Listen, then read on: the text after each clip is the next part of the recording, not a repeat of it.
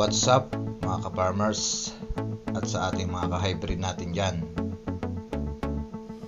Kayo ba ay nag-iisip kung ano ba yung itatanim nyo nitong darating na wet season o itong darating na tagulan o sa susunod na second crop or dry season? Ito po ay recommended o rekomendado sa tagulan at sa tag-araw. Kung ano po ba pinagpipilian ninyo na pwede nating itanim, ay pakisali po itong variety na hybrid na to, dahil ito ay subok na dito sa aming lugar na maganda ang kanilang resulta ng kanilang ani. Ito po ay ang Longping 2096. Pero papakita ko muna sa inyo mga kasaka, mga ka-hybrid, yung sukat average ng merong isang Longping 2096, yung kanyang panicle length, at yung susunod yung butil na kada tangkay niya, no?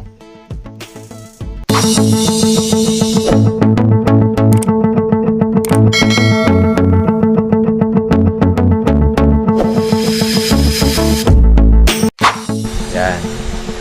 Sa magandang araw mga ka-farmers, babalik na naman ang inyong Kalakbay Farm at upang magbahagi sa inyo ng konting kaalaman lang dito sa nakuha nating at kinuhanan ng sample ng Longping 2096 Super Hybrid Rice. So ngayon alamin natin yung panicle length, kung gaano pa kahaba itong Longping 2096 at performance at average ng kanyang panicle length. Yan.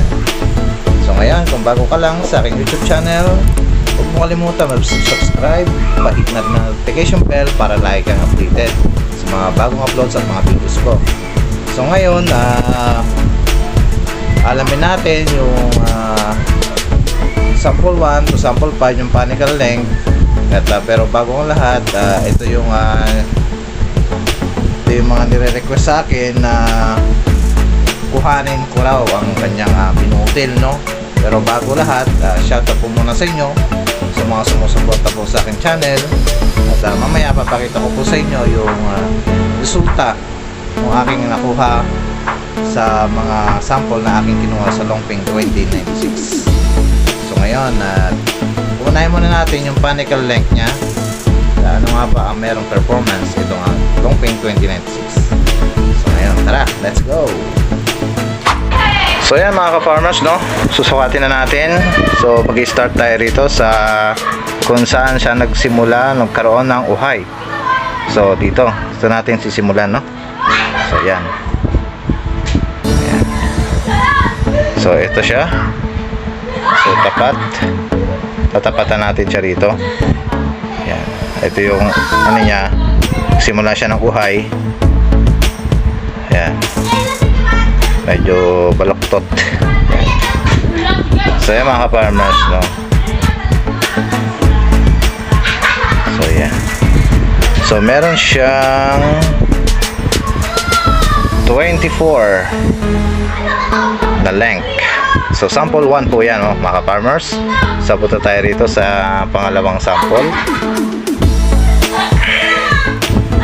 Ito siya. So yan.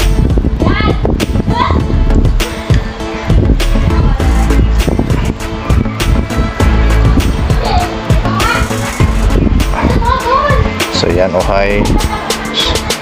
So makita natin ayan, no, 24, parehas din 24, no, sa sample number 2. So yung pangatlong sample natin dito.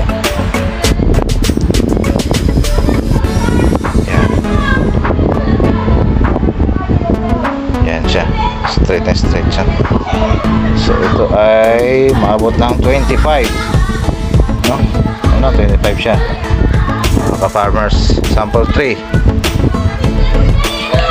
At sample 4 siya. So medyo tuyo na siya, no? Bali pinatuyo ko muna siya, no, bago siya sukatan para ayan, no? So ito siya, no? Ayan. So sabihin natin 23 na lang din. 23 sample 4. Ayan ang mga farmers. At sample 5.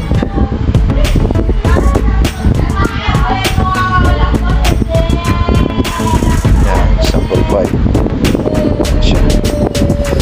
So nagre-range siya sa 24. Ayan. Sample 5, 24. So yan mga ka-farmers. Ayan mga ka-farmers, pagkatapos nating masukatan ang isang Longping 2096, ngayon dadako naman tayo sa kanyang binutil, no? So binilang ko po ang kanyang butil. Nanguha rin po tayo ng pinagsama ko na po yung sukat at saka po yung butil niya, no, kung ilang po ang isang puno ng isang Longping 2096. So yan, papakita ko po sa inyo yung sample na aking nabilang ng butil dito po sa Longping 2096. Kaya yan, papakita ko po sa inyo. Yan mga ka-farmers, no? At matapos nating masukatan ng kanyang haba, ngayon binilang po natin ito actual. So hindi ko na po naipakita kung paano po bilangin yan.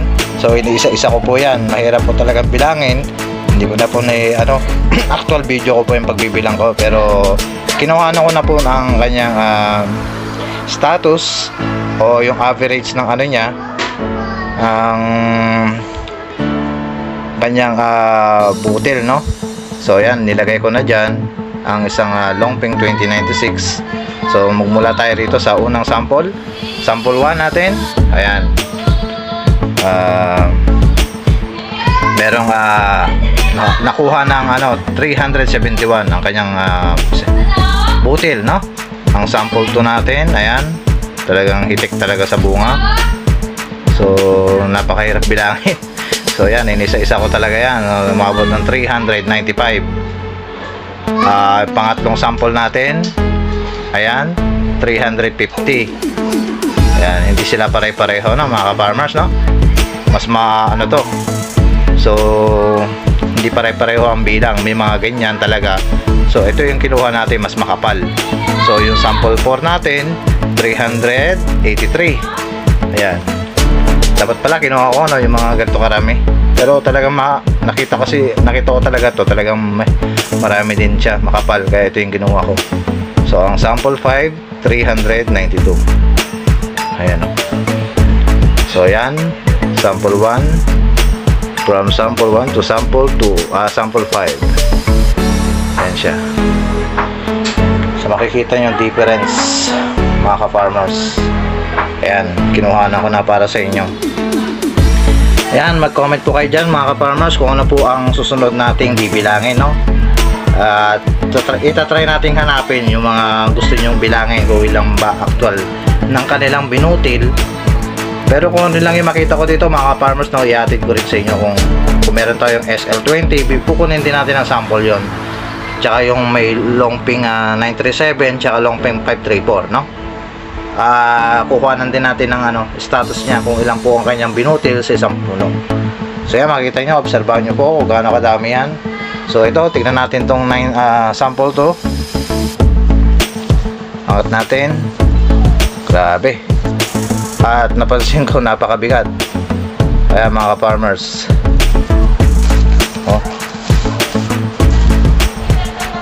yan mga ka-farmers, ang dami, ang kapal. So ito kasi kinuha ko to sa mga gilid-gilid, hindi sa gitna. Mga yan. So hindi naman pwedeng gumit na tayo dahil nga at kolo lang talaga makita natin makapal, yun ang kukunin natin, no, mga ka-farmers. So yan mga ka-farmers, bakit nga talaga ganito kahitik ang bunga ng isang 2096? Ayan, no, grabe kapal. 395 po, malapit ng mag 400. Hindi katulad sa mga SL20 talagang maabot ng SL12, yun po yung 400, may higit pa.